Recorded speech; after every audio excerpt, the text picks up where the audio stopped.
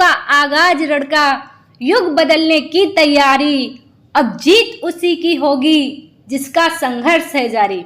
जय हिंद साथियों, कैसे हैं आप सभी।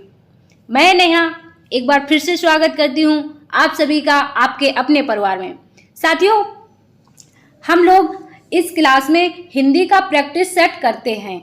जो भी प्रश्न पिछली वर्ष परीक्षाओं में पूछे गए हैं, किसी न किसी परीक्षा में पूछे गए प्रश्न हैं, वही हम लोग इस क्लास में डिस्कस करते हैं। तो चलिए साथी शुरू करते हैं आज का प्रैक्टिस सेट। आज के प्रैक्टिस सेट का जो हमारा पहला क्वेश्चन है वह है, हिमालय के लिए सही संधि विच्छेद को चुनिए। कि हिमालय के लिए जो है आपका सही संधि विच्छेद क्या होगा।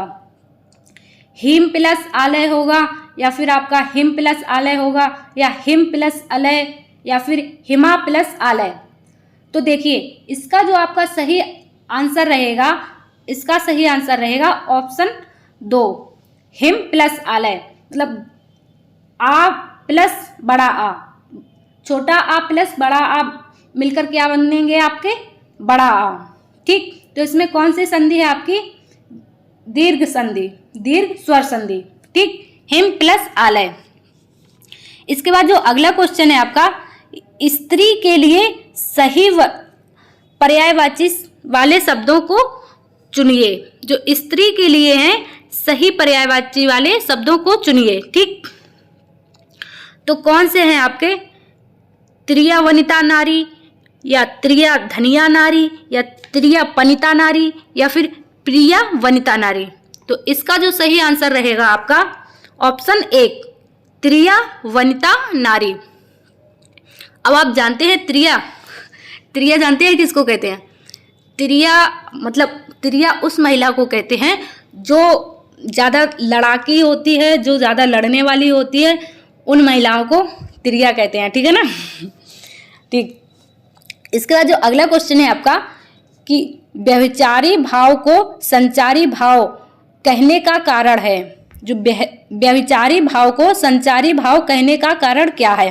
ठीक, क्या है, ये सभी रसों में संचरण करते हैं, या फिर ये सभी रसों को जागृत करते हैं, या फिर ये सभी रसों के उद्बोधक होते हैं, या फिर ये सभी रसों में विचरण करते हैं। तो जो इसका सही आंसर रहेगा आपका वो है, ये सभी रसों में संचरण करते हैं।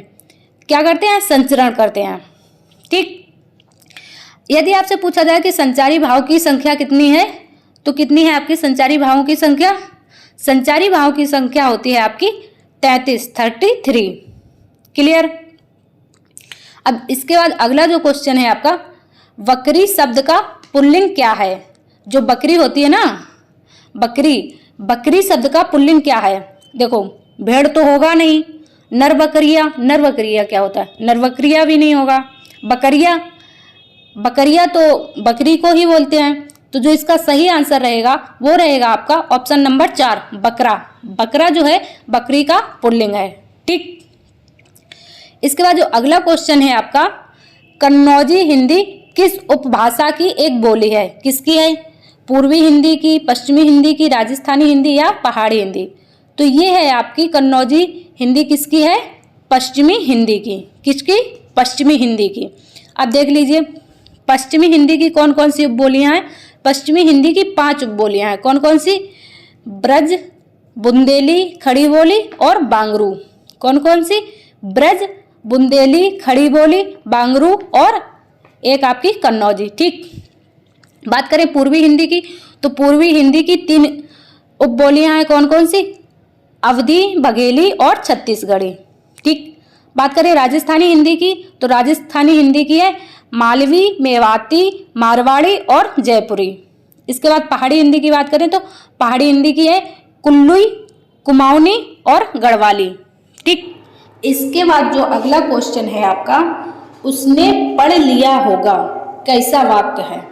पढ़ लिया होगा मतलब कुछ कंफर्म नहीं है, पढ़ लिया होगा या फिर नहीं पढ़ा होगा, कैसा वाक्य है।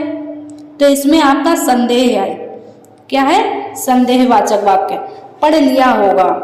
ठीक, विस्मयवाचक वाक्य कौन से होते हैं, जो आपको पिछली क्लास में बताया था, आह, ओह, हे राम, जो ये वाक्य होते हैं ये आपके प्रश्नवाचक विस्मयवाचक होते हैं। प्रश्नवाचक क्या होते हैं? कौन आया, क्या लाया, क्या खाया।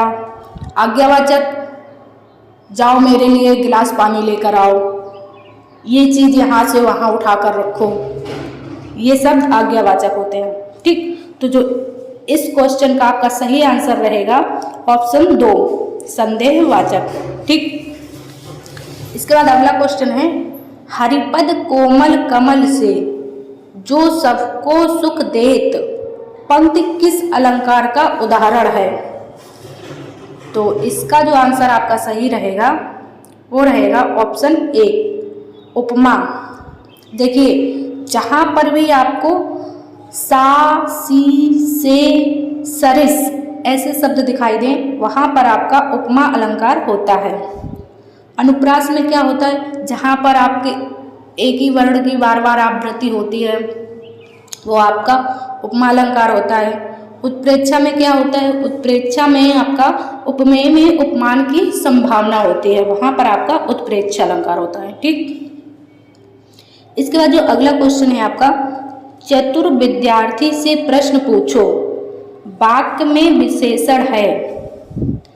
जो आपका चतुर विद्यार्थी से प्रश्न पूछो इस वाक्य में विशेषण क्या है? अब देखो विशेषण क्या होते हैं? विशेषण शब्द वो होते हैं जो संज्ञा या सर्वनाम की विशेषता बताते हैं, उनको विशेषण कहा जाता है। अब इस क्वेश्चन में विशेषण क्या है आपका? संज्ञा क्या है आपका? विद्यार्थी।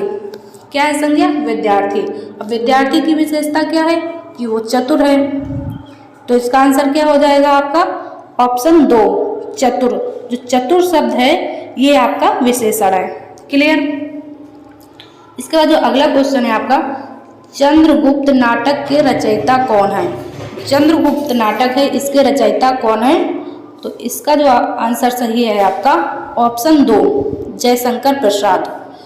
जयशंकर प्रसाद चंद्रगुप्त नाटक के रचयिता हैं। कब रचना हुई थी इस नाटक की? 1931 में। कब? 1931 में। ठीक, इसके बाद जो अगला क्वेश्चन है आपका, पक्षी दाना चुग रहा है वाक्य में पक्षी शब्द का पर्यायवाची शब्द नहीं है। तो इन 4 ऑप्शंस में से आपका कौन सा ऐसा शब्द है जो पक्षी शब्द का पर्यायवाची नहीं है? तो देखिए अंडज, अंडज का मतलब भी पक्षी होता है। खग, खग जो है आपका खग ही जाने खग की भाषा, ये भी आपका पक्षी होता है। नवचर, नवचर मतलब जो नव में विचरण करते हैं उसका मतलब भी पक्षी होता है। और जो ये आपका पंकज है, पंकज किसका पर्यायवाची है? कमल का। पंकज मतलब कीचड़, कीचड़ में खिलने वाला, तो आपका कमल। जो इसका आपका सही आंसर रहेगा वो रहेगा आपका पंकज। ठीक, तो साथियों आज की क्लास में हमने इतने क्वेश्चंस देखे हैं। कितने क्वेश्चंस देखे हैं? 10 क्वेश्चंस। आपने 10 क्वेश्चंस में से कितने क्वेश्चन सही किए हैं वो आप लोग कमेंट्स में बताएंगे। ठीक, आपको क्लास कैसी लगी आप कमेंट्स में बताएंगे और क्लास को ज़्यादा से ज़्यादा लाइक और शेयर करेंगे। तो आज की क्लास को बस यहीं तक रखते हैं। मिलते हैं आप सभी से अगली क्लास में। जब तक के लिए अपना ख्याल रखिए और अपनी पढ़ाई निरंतर चालू रखिए। मिलते हैं आप सभी से अगली क्लास में। जब तक के लिए जय हिंद साथियों।